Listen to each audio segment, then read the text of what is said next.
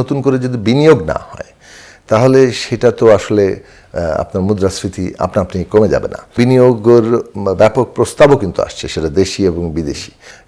আমরা আশা করি যে কয়েক মাসের মধ্যেই মূল্যস্ফীতি একটা জায়গায় কমবে। ইনফ্লেশন আপনার এই 6 মাসে যদিও কমানোর দায়িত্বটা আপনার না, হিসাবটা আপনার রাখার দায়িত্ব, কিন্তু আমরা যদি হিসাবটা দেখি 9.13 থেকে আপনারা দায়িত্ব নিয়েছিলেন, সেটা মোটামুটি একই জায়গায় আছে। তো আপনারা আসলে এটা কমাতে পারছেন না কেন? না, একটা তো হচ্ছে অনেকগুলো ফ্যাক্টর আছে। আপনি দায়িত্ব নেওয়ার এক সপ্তাহের মধ্যে আন্তর্জাতিক পরিস্থিতি তো আপনারা সবাই জানেন যে, এবং তার জন্য কি পরিমাণ বিপুল ব্যয় করতে হয়েছে। এখনও যে সমস্ত কারণে, ব্যবস্থাপনাগত কারণে এই আমাদের দাম বৃদ্ধির জায়গাগুলো ঘটে, সেগুলোতে মানে পরিবর্তন আনার চেষ্টা চলছে। এবং আপনি জানেন যে এইসব ক্ষেত্রে পরিবর্তন আনতে গেলে যে প্রাতিষ্ঠানিক আয়োজন দরকার, সেগুলো কিভাবে বিপর্যস্ত হয়ে পড়েছিল। আইন শৃঙ্খলা বাহিনীর কথাই ধরেন যে কি পরিমাণে বিপর্যস্ত হয়ে গেছিল। কাজে এগুলোকে পুনর্গঠন করে কাজে লাগানোরটা একদিকে যেমন আইন শৃঙ্খলা পরিস্থিতি ভালো করার তেমনি অন্যান্য ব্যবস্থাপনা, পণ্য চলাচল থেকে শুরু করে বহু জায়গাতেই এটার একটা ভূমিকা আছে। তারপরে ধরুন মুদ্রানীতি, ফিসকাল পলিসি, এইগুলো সবই সমন্বয় করার উদ্যোগ নেওয়া আছে, যার ফলাফল আমরা কিছু পাবো। সবচেয়ে বড় হচ্ছে যে নতুন করে যদি বিনিয়োগ না হয় তাহলে সেটা তো আসলে আপনার মুদ্রাস্ফীতি আপনি কমে যাবে না।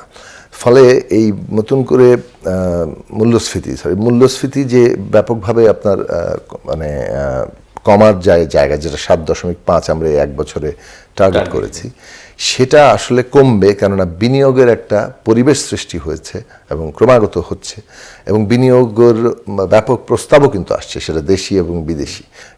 আমরা আশা করি যে কয়েক মাসের মধ্যেই মূল্যস্ফীতি একটা জায়গায় কমবে।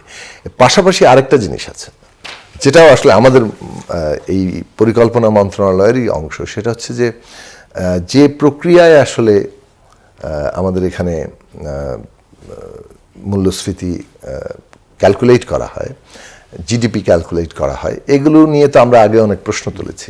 এবং এইসব প্রশ্ন জায়গা থেকেই আমরা চেষ্টা করেছি গত কয়েক মাসে এগুলোর একটা অডিট করতে, যে পদ্ধতিগত এবং তার প্রতিনিধিত্বমূলক জায়গাটা আনার ক্ষেত্রে পূর্বের যে ধরন, সেই ধরনটাকে আমরা বদলানোর চেষ্টা করছি। এবং এই ক্ষেত্রে আমরা পরিসংখ্যান ব্যুরো যাতে স্বাধীনভাবে কাজ করতে পারে, এবং এক্ষেত্রে যারা এই বিষয়ে এক্সপার্ট আছেন, সেটা পরিসংখ্যানবিদ যেমন তেমনি অর্থনীতিবিদ সহ, তাদেরকে আমরা এখানে একটা মানে অ্যাডভাইজারি রোলে নিয়ে আসছি, যাতে করে এটার একটা কন্টিনিউয়াস মনিটরিং থাকে।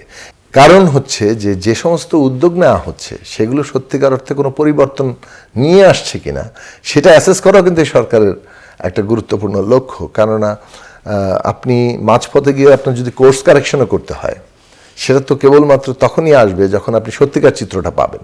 আপনি যদি একটা তৈরি করা একটা বাস্তবতা তৈরি করেন, যেখানে সত্যিকার বাস্তবতা থেকে যেটা আলাদা, আপনার নিজের তৈরি করা বাস্তবতার হিসেবে থাকলে তো আপনি জানবেন না যে সত্যিকার অর্থে আপনার কাজে এগোচ্ছেন না স্থবিরতার মধ্যে থাকছেন।